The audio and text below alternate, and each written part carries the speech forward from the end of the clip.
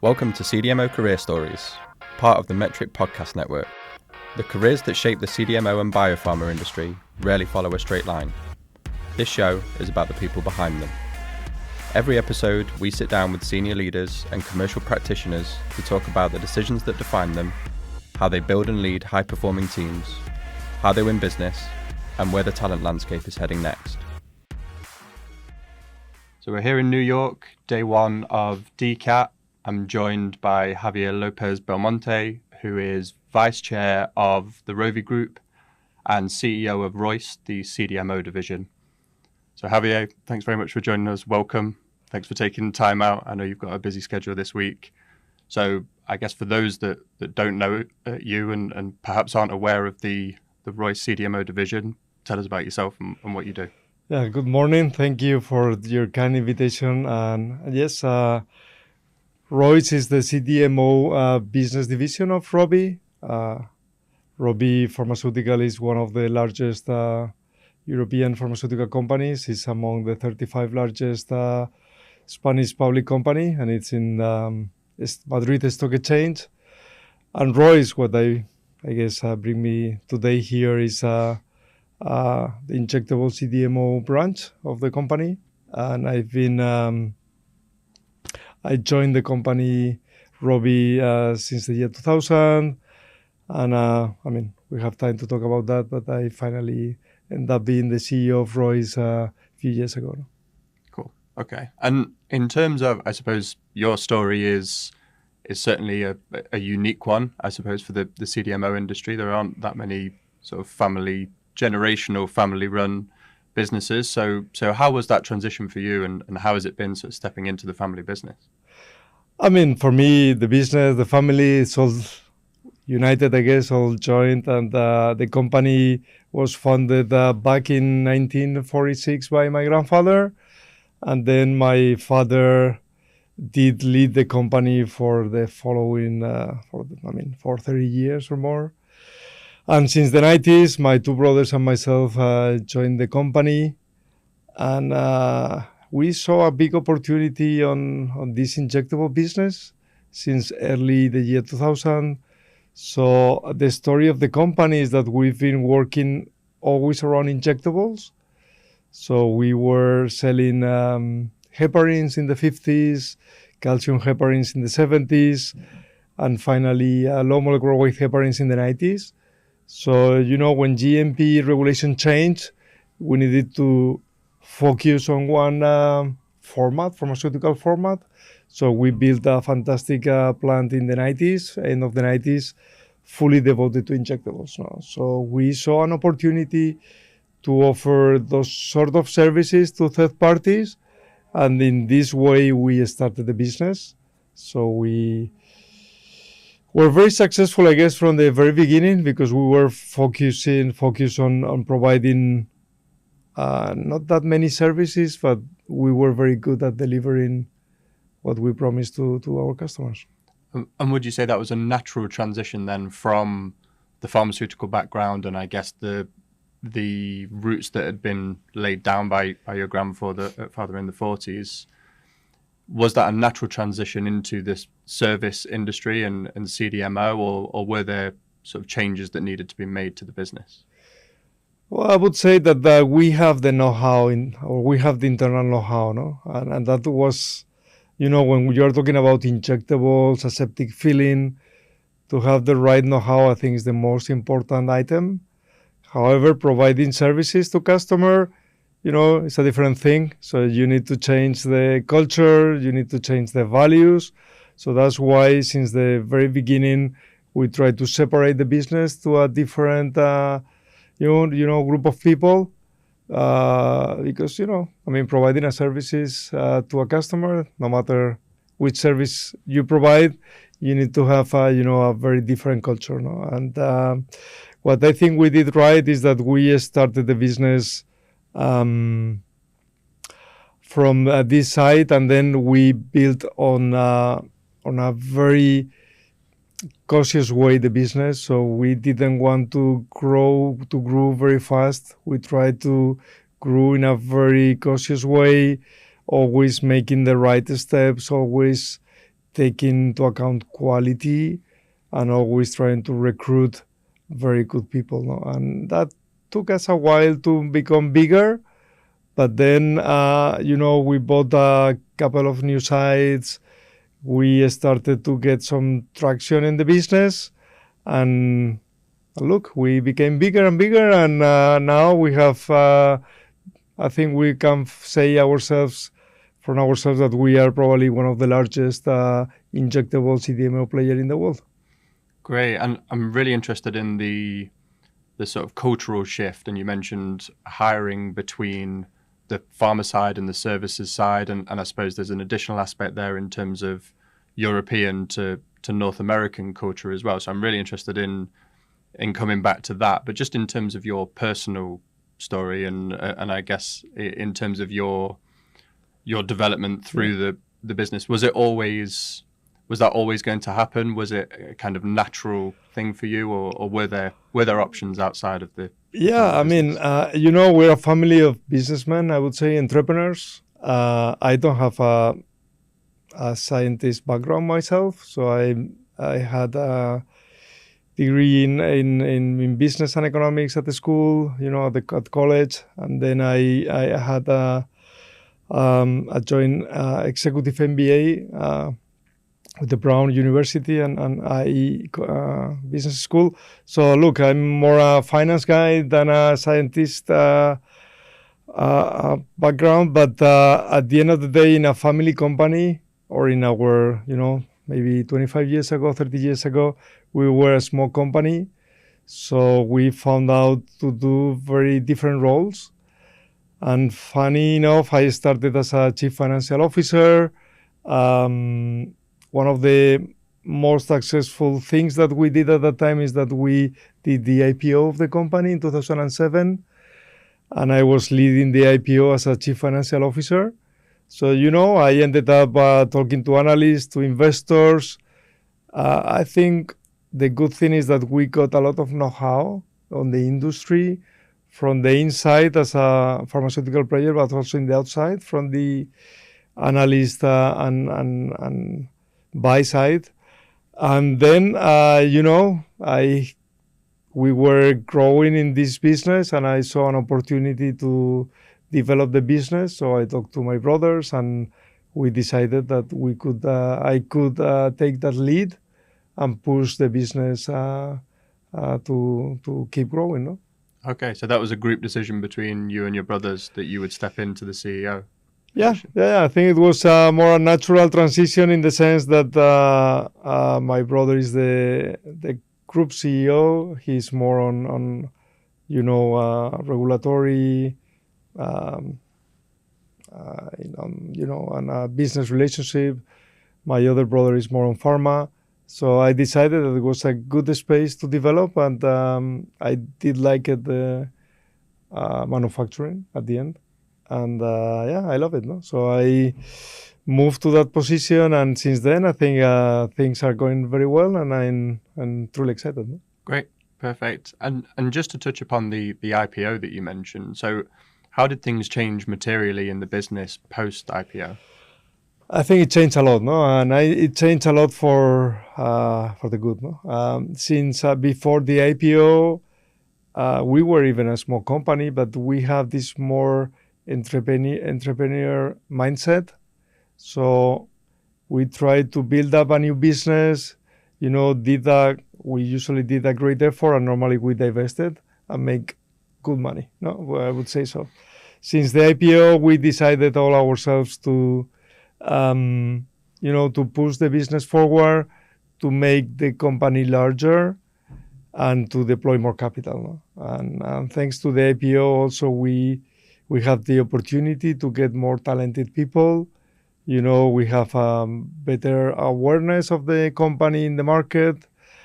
And we did great. And, when we did the IPO, our market cap was roughly above 400 million euros. Right now it's around 4 billion 500. No? So it's been 15 years. So it's a long pathway, but it's been super, super successful. Okay. And in terms of building and leading teams, then I suppose, as we've mentioned previously, there's sort of two sides to the business, and therefore two different sets of hiring needs. So, how do they fundamentally differ? And are there particular things that you look for on the pharma side versus the CDMO side, and vice versa? Yeah, I mean, we currently manage both businesses as different companies. So there is very, very limited connectivity or connection between the two of them. Right now, in the CDMO business, as we said before, we try to make the company global. So we are looking at recruiting in a more global perspective. We are about to close the transaction of a new US site.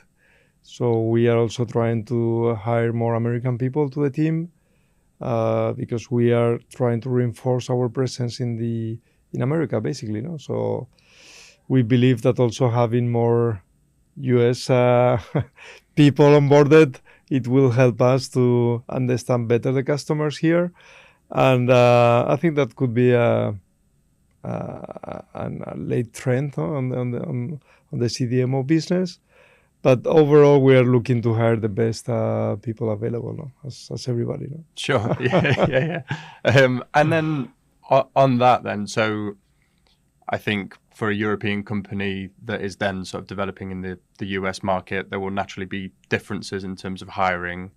Are there certain traits that you would be looking for in US-based hires that you think would then fit with the sort of tradition and culture of the original business? Yeah, I would say that we are trying to hire people that, they are attracted to enter in I wouldn't say family business because we are not a family business at all, but some sort of entrepreneurial business. I mean, we are somehow smaller than other companies. And on the other hand, we can take decisions in a very quick way. So as I always try to tell to the team, I mean, the only way to outcompete these large pharma companies is being quicker, flexible, and taking the right decisions. And we try to hire people that have this sort of mindset that they want to fight for themselves, that they don't want everything given to them, but on the contrary, that they want to, create their own story and to set up their own careers. Great. Okay. And in terms of your approach to talent and hiring, are there any mistakes that you would say you've made in previous hiring that has shaped your approach moving forward? I mean, we all make mistakes and we all recruit the wrong people. And normally I say that there is not, probably it's not that there is not the right person, or is probably not the right fit, for the job, as I was saying before, So probably the best decision to make is to be quick on the assessment, and I try to entice people to make drastic decision quicker than later, because normally people don't change. So once you get people for a few months' time, and if they are not right, or they are not fitting, they're not adjusting to the job, maybe the best thing is to change them as soon as possible. Sure. Okay. And what is your approach then in terms of developing internal talent, and for you perhaps transitioning people across from the pharma side of the business to the service side of the business? And how does that sort of differ to your approach in terms of bringing in external talent? What are your views on sort of internal versus external? As a company that we have grown a lot. So for instance, we've been talking about the IPO. Probably at the IPO times, we were 300 people at max. Now we are 2,500 people. So we've been growing a lot and we've been able to recruit a lot of people. I would say that we try to boost internal careers and we try to develop a lot of trust on the team. So whenever we find people that can be that are good talented guys. We try to help them to to develop a good career within us. No? But then sometimes, and probably now is also the right time, we need to attract and hire talented people from the outside. No? And as we were saying before, if we want to enter into the American market, we need to hire people that are knowledgeable of this market. No? So it's always a give and take. No? Sure. And in terms of that sort of entry into the US market and the look for external talent to add to what you already have, is there anything specific that you've noticed about the talent landscape or any challenges that you're having that you can see in the industry? Well, hiring people is very difficult. I'm sure you've listened to this many times. It's getting complex, and look, what we try is to have a good network of advisors, of people that help us in different fields, and we try to leverage from their know-how of the industry and to get people that they know in the market, rather than hiring HR broker firm to find or try to extract someone in the market. No, so it's the approach that we are doing right now. Sure. Okay. Cool. So in terms of a successor to yourself, again, another one that I think you come up with a unique approach in terms of your own transition into the family business. So if you had to fill your own role now and find your successor, what would that look like? Yeah, if I have to name someone or try to fill the gap here, if I wanted to leave, which is not the case, by the way, probably I will choose someone that has a global overview of the industry. So I would not pick up someone with a lot of technical capabilities or a scientist background at all. So probably what I try to look for is a leading person that can build up trust within the team, and also that they know how the dynamics of the market works, not only from the internal dynamics of the CDMO world, which, well, for sure he or she knows around that, but also about the financial markets dynamics and how the different stakeholders works. Since we've been a public company since many years ago, I think it's very important that someone who's in this role knows very well how the industry works, but also the financial world, because it's so important these days. Private equities, fund managers, banking industry, all these dynamics are also important. I would say so. Okay, so you would say it would need to be someone with that finance background. I would say that it not only to be a technical guy, but also to have this deep know-how how the world works today in terms of financing the different stakeholders. Most of our competitors right now are private equity backed, and some others are public companies. So I guess you have to know how they work with, and I think it's important that we need to cope with that part of the landscape, no? And for sure, someone that is very knowledgeable about manufacturing, about the industry itself, about pharmaceuticals, and about science a little bit. No?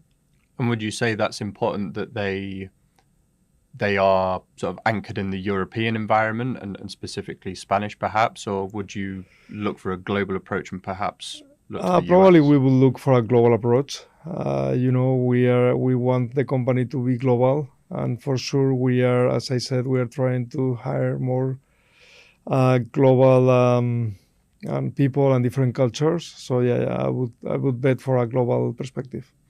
Okay, and then we've touched upon hiring as well, and I guess that's a big part of the next step for the business in terms of the US. Is there one specific role that is difficult to fill for you that you found?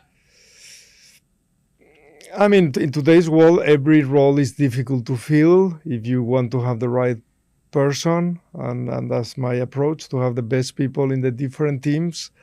Um, Again, right now we are struggling in trying to hire some people with some knowledge in a specific space. And again, we are trying to get the best people as possible, or the best people possible in this niche. So it's always I would say it always takes a little bit of time, no, to find out the best people available, and also the best people or the best capable people that could fill the gap, no. Okay. And for you as a leader, then obviously operating from Madrid and overseeing obviously European operations and now North American operations, how do you feel that, or how do you bridge that communications gap? How do you find sort of communicating with the North American team and the North American market? Yeah, probably our approach to that is having different teams and different set of groups of people. So, for instance, we try to have direct communication with the site itself, but also we have some above service support also in America, which it helps us to have different channels of communication. So the site can talk to this above American site support, and we can also talk with this directly to the site, but also with this other group of people. No? So that helped me to understand better the people, so you can have a second opinion or second voice, and at least it's how we are approaching right now. No. Great. Okay. So we close every recording with a series of quickfire questions. So in terms of the sort of first quickfire question for you, what's the best career advice you've ever had? Well, that's a difficult one. No? To choose one tip is or one advice is difficult. I would say that since I joined the company many years ago, what I got from my dad, no, I would say is that feel confident about yourself and do things and change things. No? And if you make mistakes, everybody make mistakes. No? It's better to do things and commit small mistakes rather than don't change anything and maintain everything as the same state. No? So I would say that you need to change things every now and then, and don't be afraid of making mistakes. Right? And is that the advice that you would give? Is that the one piece of advice you would give to future leaders in the industry?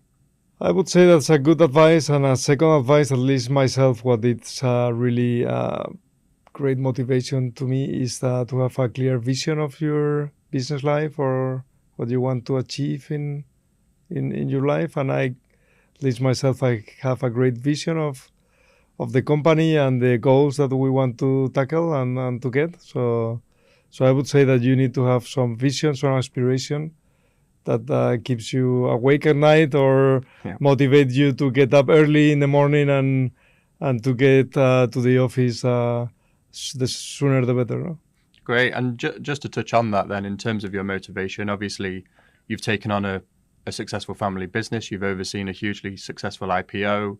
You're now overseeing expansion into a US market. What is it that keeps you motivated? I mean, look, I have a clear vision that I want this business to be much bigger in 3 years' time. And I tell my peers and my colleagues at ROIS that we want to become a tier 1 injectable CDMO player in the industry.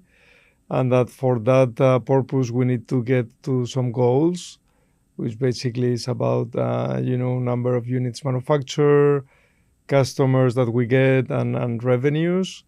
And that's in the top of my mind every day. No? And it's about, serving more patients and having these aspirational ideas in my mind. Okay. And when it comes to then a leadership team that ultimately reports into you, what would you say is one trait that every leader needs? I think that you need to motivate your team. No, at the very end of the day, people need to be engaged, and they need to share your vision. and they need to, they need to know that if they work a lot and they do what they are requested, first they're gonna get compensated, and second, that they are a part of a big challenging aspirational dream, no? You could call it, no? And I'm sure that my colleagues, they all have the same aspirational dream to become a much larger company. Great. Okay. And then final question, in terms of obviously future leaders or current leaders within the CDMO or broader pharmaceutical space, is there anything that you have read recently, listened to recently in terms of a podcast or even a person that has changed your thinking? Well, what I can tell them right now is that I'm reading a fantastic book, which is Why Nations Fail. It's a very famous one, by the way, because they got the Nobel, the prize Nobel for economics for this book. And it's a fascinating story about how nations developed, or why they didn't develop in the history, And if you read between lines, at the end of the day, it's about human behavior, and that can be applicable to companies, So I think it's a good reading, and you can take away a lot of good stuff for companies, because at the end of the day, states and behavior were very dependent on people, and you see why someone or many of them failed and why they didn't fail. Great. Perfect. Well, really good point to end on. Appreciate that. Thanks very much for your time, Javier. Have a great show at DCAT 2026, and I'm sure we'll see you soon. Thank you very much for your invitation. I really had a good time, so thank you. Thank you.